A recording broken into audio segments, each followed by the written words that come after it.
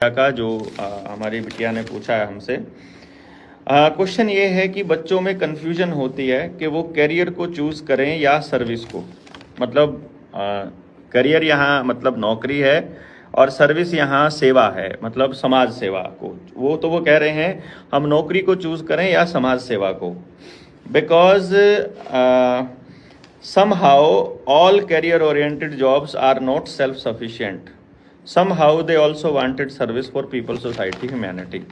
मतलब कहने का मतलब ये है, गुड़िया कहना चाह रही है कि जितने करियर ओरिएंटेड जितने भी जॉब्स हैं, करियर को लेकर के जो नौकरियां हैं, वो सफिशिएंट नहीं है और उससे संतुष्टि नहीं मिल रही है, तो हमें सोसाइटी में सेवा करने का भी मन है। अब आगे गुड़िया लिखती है, आई एम इन डायलमा, मतलब मैं अभी कन्फ्यूजन में हूँ, मैं अभी असमंजस में हूँ कि अब तक जो पैसा पेरेंट्स ने हम पर लगाया है कुछ सोच समझ कर लगाया होगा, तो उनके साथ धोखा नहीं हो जाएगा भाई। यदि हम सेवा का रास्ता चुन लेते हैं तो उनके साथ धोखा नहीं हो जाएगा। Because my interest in both means career like पर platform also, but my only target service for humanity. यानी कि जनता सरकार मोर्चा की तरह प्लेटफॉर्म पे सेवा भी करना चाहती हूँ मैं, और मैं नौकरी भी करना चाहती हूँ, क्योंकि मेरे पेरेंट्स ने मेरे ऊपर पैसा भी खर्च किया है। देखो बेटा, इसमें दो तीन चीज़ें आपके दिमाग में हैं। अभी क्या हुआ कि जैसे आपने बताया कि आपके जो माँ बाप हैं उन्होंने आपके ऊपर पैसा लगाया था कुछ सोच करके, तो आपको वो पैसा भी पूरा करना है, आपने ऐसा बोला।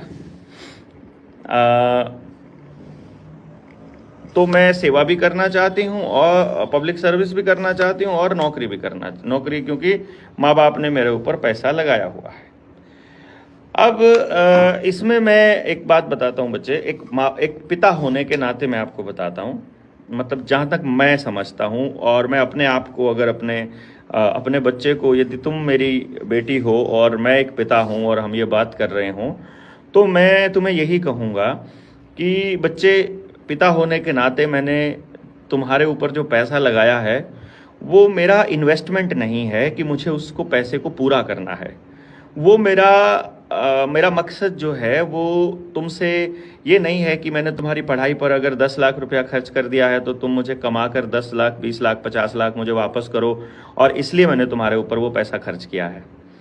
असल में तुम्हें पढ़ाने के पीछे जो मेरा मकसद था, यानी एक पिता का जो मकसद है, वो होता है अपने बच्चों को इस लायक बनाना कि वो अपनी ज़िंदगी भी ठीक से गुजार सकें, अपने परिवार का पालन पोषण भी कर सकें और अपने समाज में कोई कंस्ट्रक्टिव भूमिका में भी रह सकें, रचनात्मक भूमिका में भी रह सकें।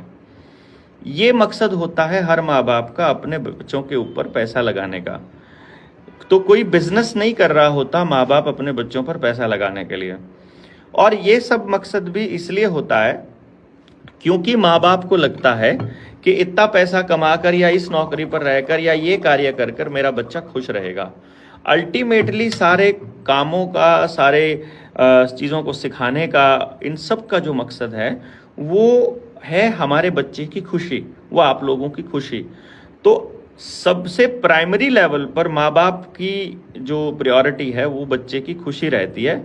तो बच्चा जिस चीज़ में खुश रहता है उसी से उसका घर चल जाएगा, ये गारंटी है।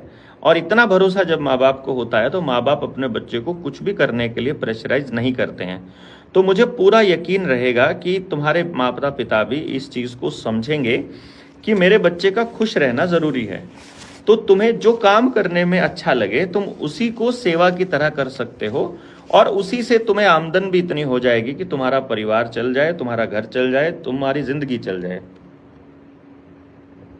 इसलिए ये मन में जो कन्फ्यूजन है इसको बिल्कुल दूर करो, और इस कन्फ्यूजन को दूर करने का तरीका ये है कि तुम उस चीज़ की तरफ जाने की कोशिश करो, उस चीज़ को ढूंढने की कोशिश करो जिसको करके तुम्हें आनंद आता है।